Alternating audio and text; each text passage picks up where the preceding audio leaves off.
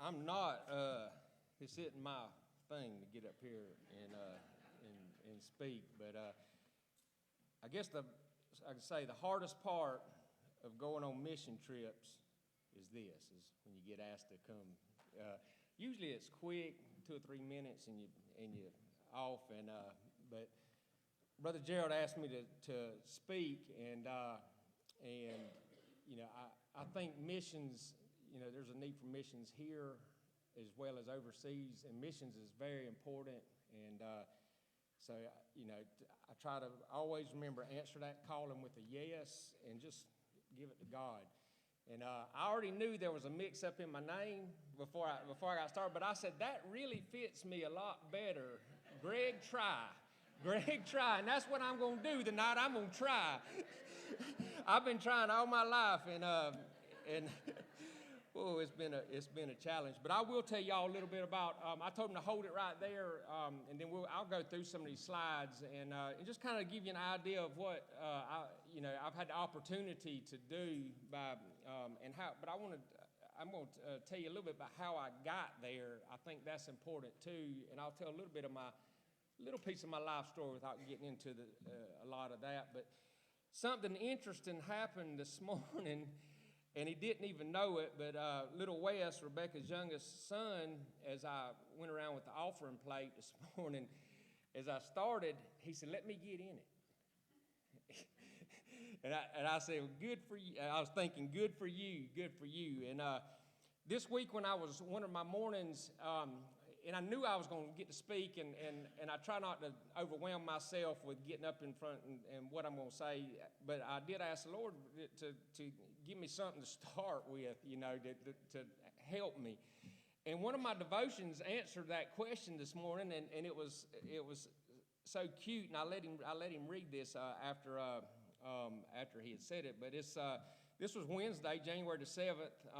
It's called Standing at Home Plate, and it said, "And not only as we had hoped, but they first gave themselves to the Lord, and then to us by the will of God." And that come out of 2 Corinthians 8:5. And David Jeremiah went on to explain that a little bit. He said, "One day when 12-year-old David Grant went with his father to a church service, a missionary named Charles Greenaway made an appeal for Christ. When the ushers later passed the offering plate, young David put it on the floor and stepped in it. The Lord seemed to say to him, 'David, you will go to India.' In the decades that followed, David Grant had a powerful missionary career. We all need to step in the offering plate, at least in a figurative sense. Paul commanded the churches of Macedonia for more than just giving to the offering he was collecting for the poverty-stricken Jews of Judea. The Macedonians first gave themselves to the Lord. Before we give our resources to God, we must first give ourselves, recognizing that we belong to God and that all we have is already His.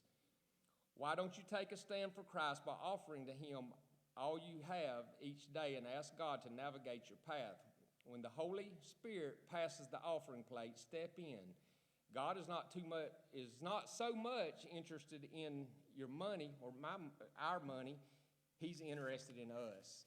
And that was a powerful statement. And when he did that this morning, I said, I just figured, funny how the Lord answers things sometimes and says things with little kids.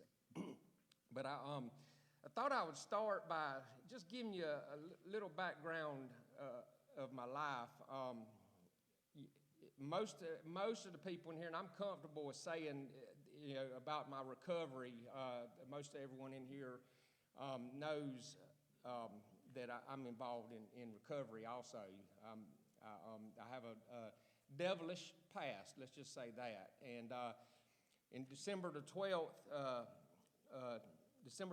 2016, I put all that behind me, and I started walking what I called a strong path in recovery, and I also began my first small steps. I was already attending, I don't want you to think, I was already attending church as a lost person, but I started my path in discovering who God was in me, and what He would have for me. And as my path started, I would have considered myself walking a path of recovery that was really good. I worked the 12-step program, to the best of my ability. I did all the things I was asked to do and was present, very much so in that. And I become more present in my Sunday school class and become one that started reading the lesson and raising my hand a little bit.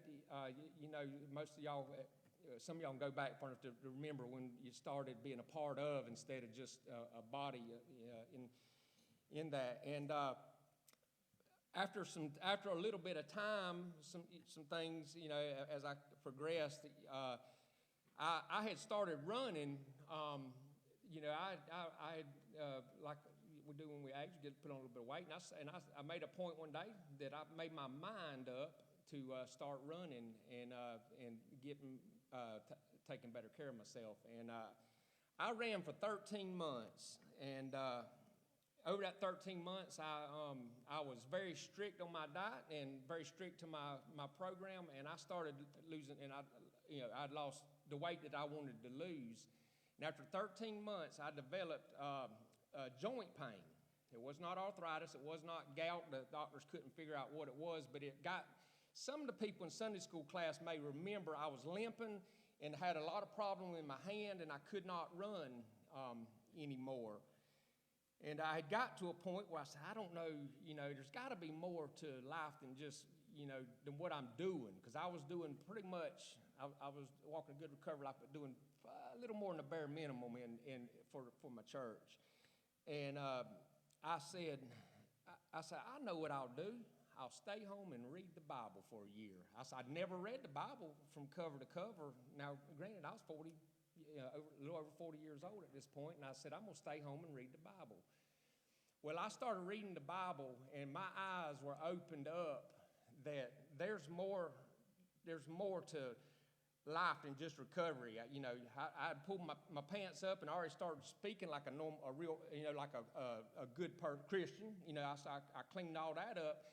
But that wasn't, I thought, I was thinking, that's what God would have me do. Well, I had a lot of conviction over my life and realized that there was a lot more to do and that I needed to answer with the word yes a lot more often than shying away from things, just like tonight getting up here and speaking. So doors opened up after that. I'm like a lot of people probably. I got off. My brother had started doing some mission work, and he invited me to go with him.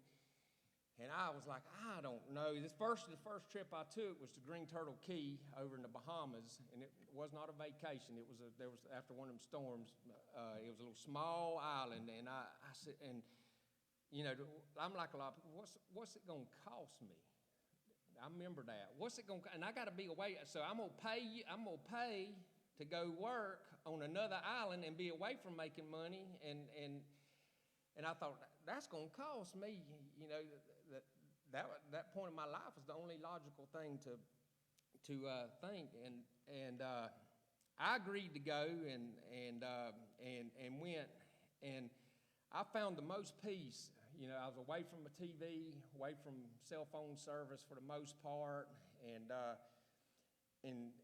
got to work for free and do physical labor. I'm a car salesman, camper salesman, so y'all can imagine I don't do much. Most of y'all say I don't do much work. So I got to get up on roofs and started roofing. I ain't never roofed in my life, but he gave me a hammer and some nails, and I started roofing, and I enjoyed that. And I found not only going away with a bunch of other Christian brothers at that time and being a part of, I'd always kind of been on the outside of being around my church family. And for once, I had been asked to go be with guys that I went to school with and that I had gotten apart from. And I remember how good it felt to be a part of something good. And as I continue this, and I'll get into these Dominican trips, I think about mission work and what God calls us to, God calls us to go. And I understand in my life, at my age, He wants more than my money in that tithe plate. And He wants more than my money being sent for me overseas. He wants a sacrifice. And that means time. He wants my time along with that to prove some obedience to Him. I can't explain the reward of, not that I've gained anything back, but the peace that I've had by getting those opportunities to go overseas. I think after making that trip, I come home and my first response was, when's the next trip? I couldn't wait to go on this next trip that hadn't even been planned yet. And that opened the door. Shortly after,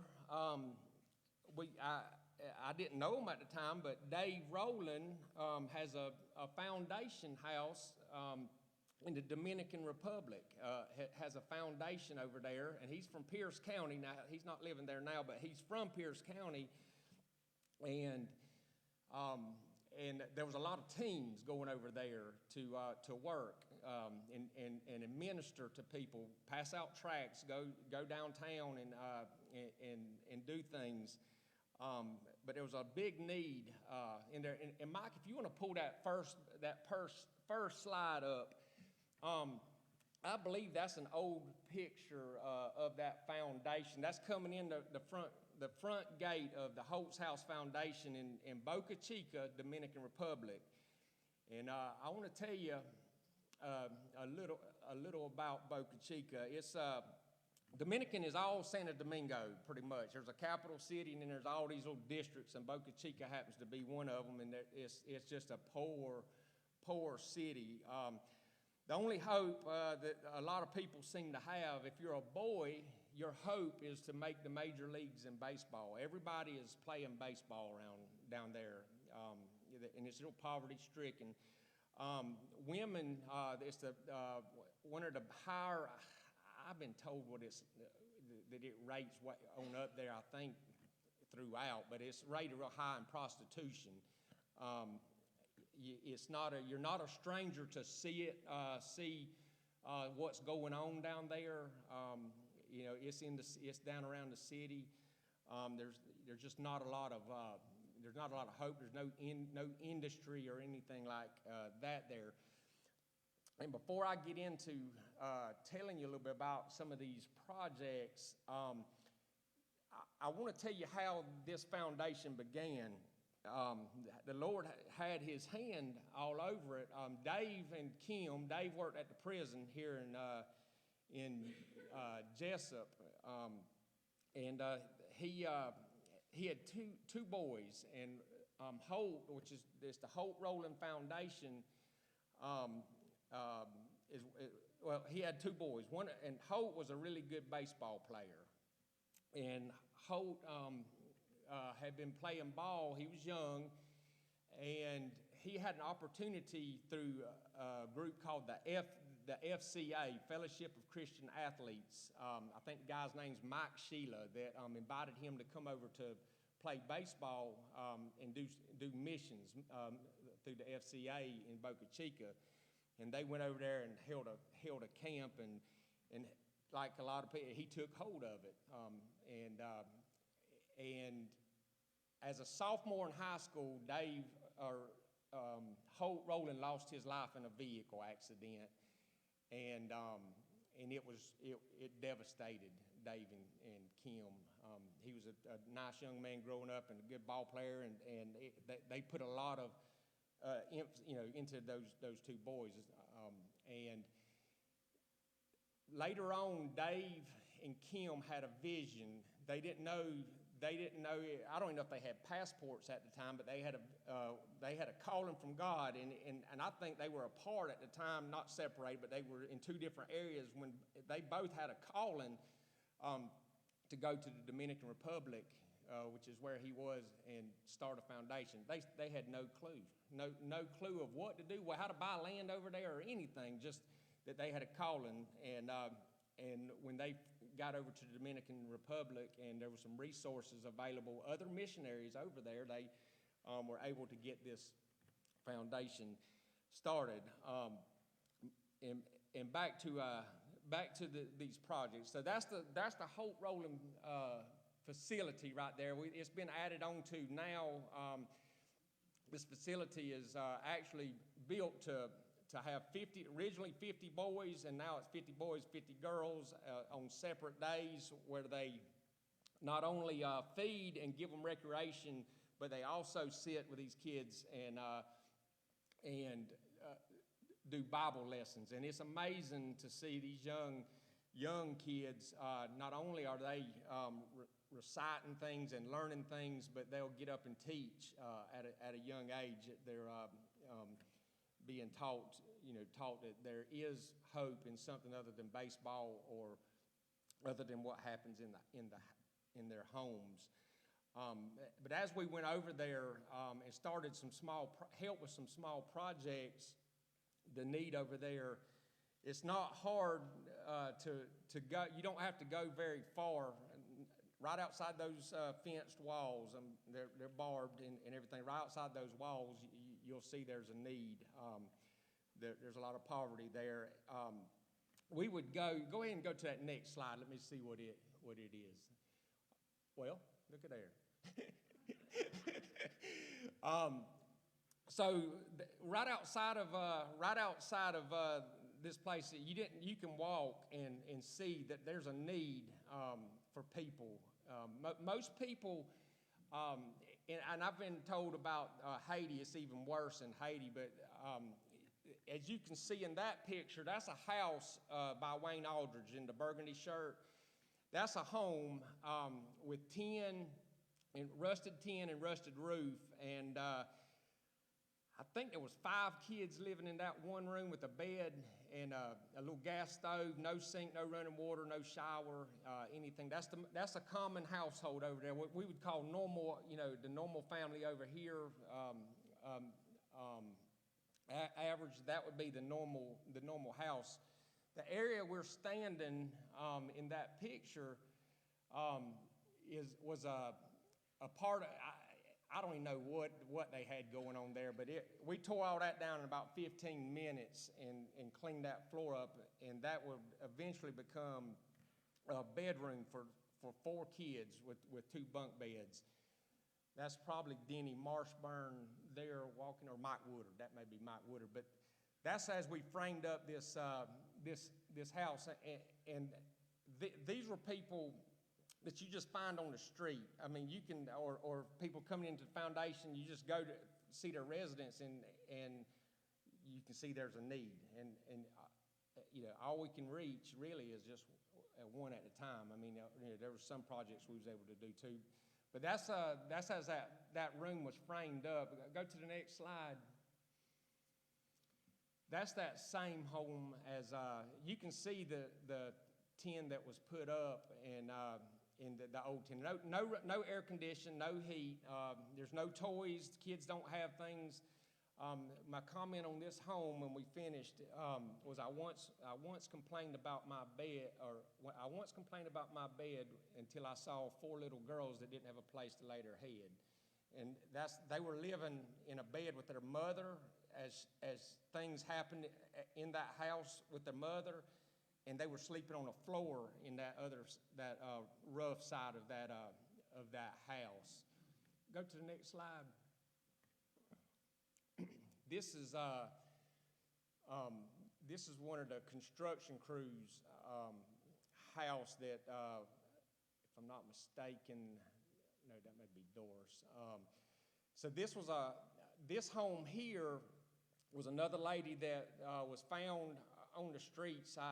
I would have guessed she's between 60 and 70 years old. She was staying on a love seat in somebody else's house. Had no place of her own. Her daughter, which they claimed is demon possessed, and there was some issues going on, would beat up on her and stuff. And they lived in a little shack. They had a little shack but she couldn't even stay in it. But she was pushing a wheelbarrow, worn out, a wheelbarrow no one in here would even use. And I want you to think about this. Most of these homes over here are homes that we would tear down if it was, we wouldn't even use it as a shed in our backyard. I'm telling you, you would not use these homes as a shed in your backyard. Just cut a tree down, and that's what they stud these houses with, just the old trees cut down and build these houses up.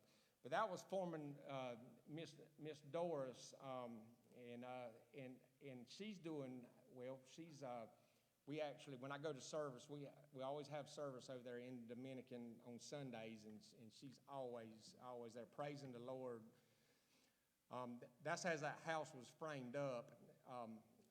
And what you see, go ahead, Mike. And what you see, that home right there would be a fine home. What some of us sometimes we make a comment that so and so has a fine home.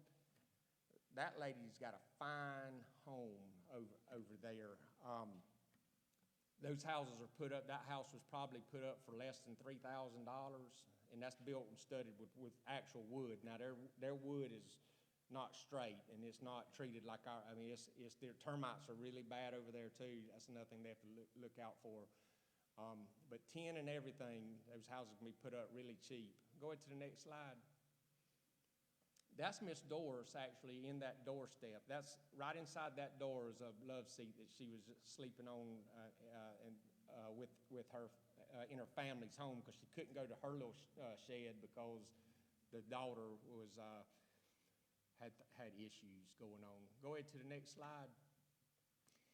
This is back at the so every evening we get up and typically when we're over there we go work and we typically go over there, get a project, or somebody goes there and gets a project set up, and then we go get a team together and go back to get that project. And we do have a construction crew over there that we kind of work alongside. There's no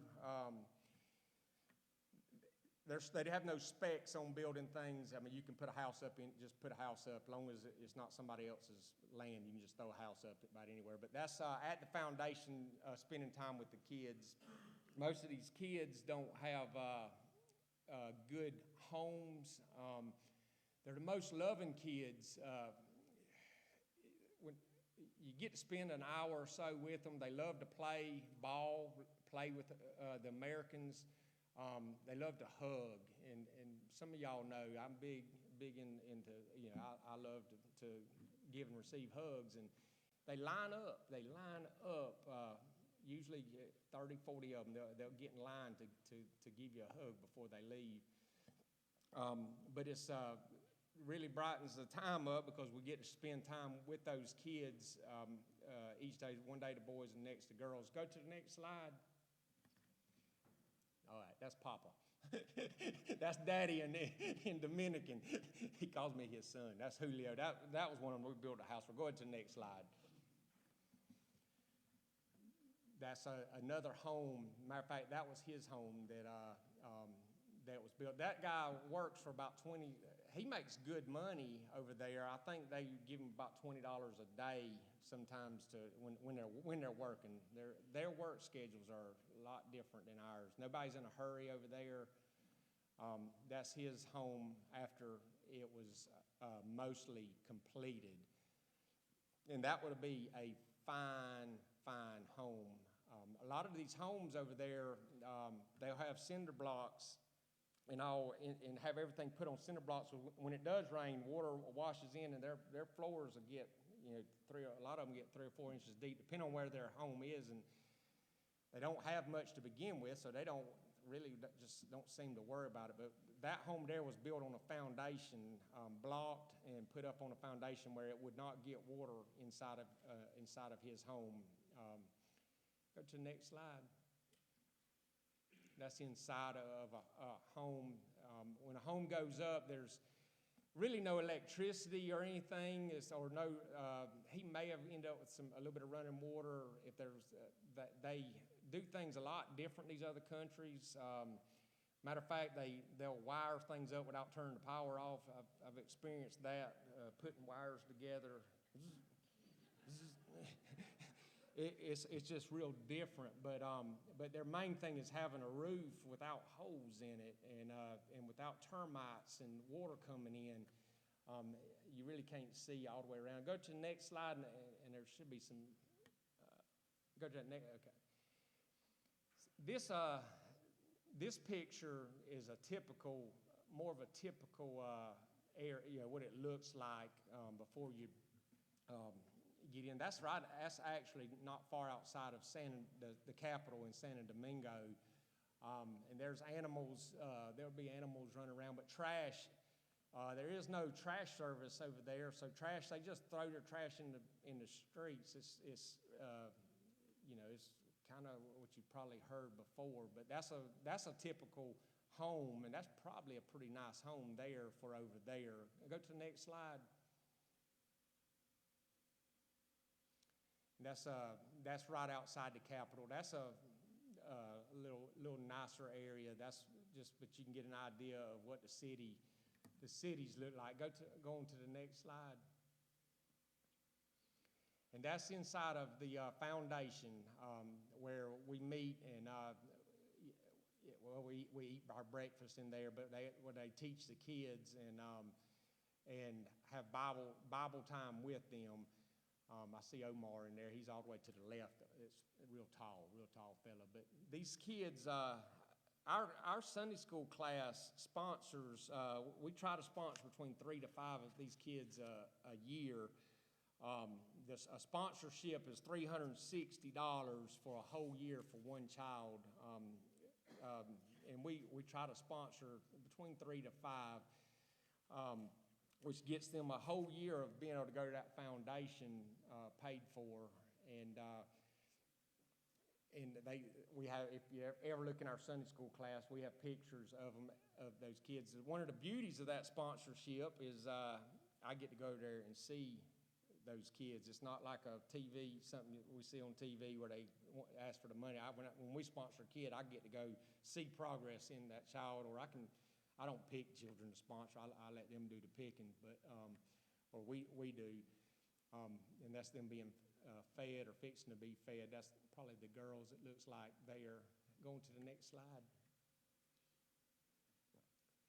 And that would have been one evening. I've got two years straight to spend Christmas over there. A couple things. I know it's getting closer to time to close. After going and serving over there, my thinking's changed a lot on the way I live. I've always thought, a lot of myself. I think a lot of times it's easy in America to worry about my needs. I had more shoes in my closet than I could wear in a month. I had clothes, and I would buy stuff just to buy stuff. And it's the way I've spent a lot of my life, all about me. And what a blessing, when you get to leave and they ask for your shoes before you go, or ask for your gloves, your work gloves, your sunglasses. Those are things that they don't have. Kids are happy over there. Most all those kids are loving. They're happy. They have nothing. They're outside. It's too hot to be inside. It's really too hot outside too over there. But I guess it's the lesser of the evils. And they're just perfectly content with Play-Doh.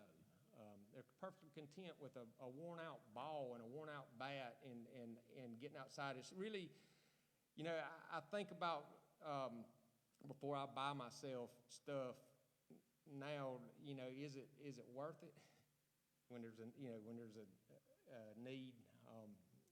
In other places, I always come home better than when I left because of what I've got to see. And I get to go in these homes and see how these people live, and it's normal to them.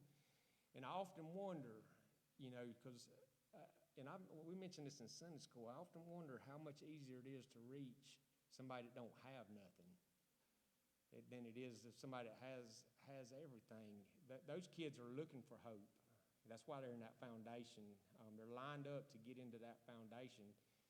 They have nothing to put their idle time into other than ball, or they don't have toys. There's no game stations or nothing like that. They just, wander around outside with no, until somebody comes along and gives them some hope that there's something better than baseball, or there's something better than being abused. I've got an opportunity to see a lot of different things, and I'm not here to say, to ask for you to be a part of the Holt Rolling Foundation. That's something that was on my heart, and I found it a place. I know giving my tithes is not the only thing that I'm there was a time when I thought I paid my tithes and went to my meetings, and I was nice to people. That's not my complete calling in this life. I think I'm at an age and I'm healthy enough that I'm supposed to go out and when I get that opportunity, and I'm very thankful that I was asked to do that. And I hate it that Luke's not here. Luke is the one little man that come to me. I talked to Tina when I was trying to get a hold of Kevin, and we got talking about missions, and I said Luke would be the perfect man to go. It would do him. Y'all know he's got a heart, a big heart. He cares about people, and I said he would be the perfect one to go. He'd chase me all around, want me to show him pictures, and want to talk about that trip. But there's work to be done in the States. There's work to be done in Scriven, Georgia. My whole thing is being able to go overseas, and where it costs me something, it opens my eyes a little bit better to the needs that are around the world, and I just ask that you encourage you to do the same thing. That's what Scripture is all about, is to go. It's to go, and not all of us are physically able, but there's work to be done. And each and every one are responsible. And I'm going to leave y'all with a quick story. Some of y'all have heard this before because I always tell this. I tell this in recovery, and I tell it to the church. There was this little young boy, and he was walking down the beach. Now, this beach had thousands of starfish washed up on the beach, just dying, these little starfish. And this little boy would walk along, and he'd pick up a starfish, and he'd sling it out there in the water.